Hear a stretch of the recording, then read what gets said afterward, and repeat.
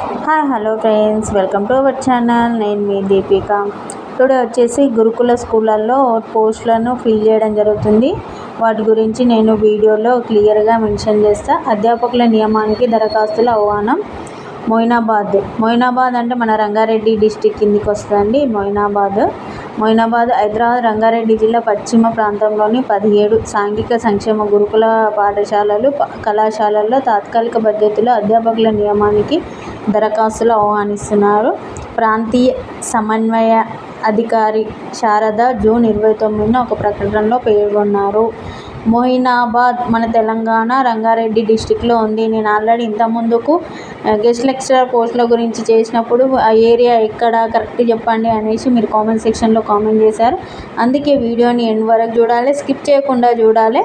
First time channel చూసిన వాళ్ళైతే subscribe చేసుకోండి. మీ ఫ్రెండ్స్కి రిలేటివ్స్కి ఈ వీడియో యూజ్ అయితే వాళ్ళకి కంపల్సరీ షేర్ చేయండి.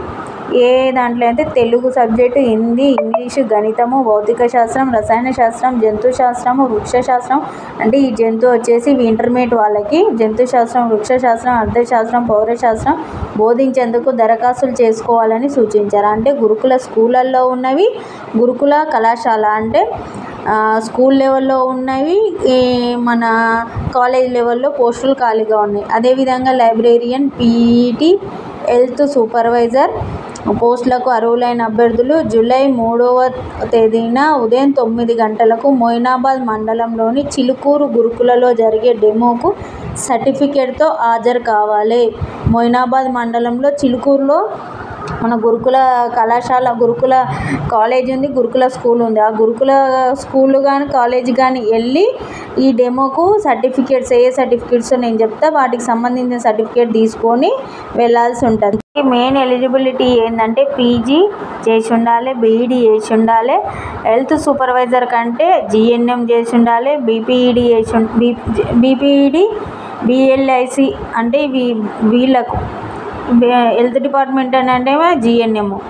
మామూలుగా వీటికంటే పీజీ, బీఈడీ ఉండాలి, బీపీడీఎల్ ఉండాలి, బిఎల్ఐసి అర్హులై ఉండాలి. ప్రతిభ ఆధారంగా అభ్యర్థులను ఎంపిక చేస్తారు. మీరు డెమోకి సర్టిఫికేట్లు కంపల్సరీగా ఒరిజినల్ సర్టిఫికేట్లు తీసుకొని వెళ్ళాల్సి ఉంటుంది. 10th, ఇంటర్మీడియట్, మన డిగ్రీ ఏది ఉంటే డిగ్రీ, పీజీ, బీఈడీ, బీపీడీఎల్, బీపీఐసి అర్హులు మన ఆధార్ కార్డు సర్టిఫికేట్లు, ఒరిజినల్ సర్టిఫికేట్లు తీసుకొని వెళ్ళాల్సి ఉంటుంది. మనం అక్కడ ఇంటర్వ్యూ కరెక్ట్ ఉంటే మనకు మన ఇంటర్వ్యూని బట్టి వాళ్ళు రిక్రూట్మెంట్ అనేది చేసుకోవడం జరుగుతుంది. మిస్ అవ్వకండి. అభ్యర్థులు మీ ఫ్రెండ్స్కి, రిలేటివ్స్కి షేర్ చేయండి.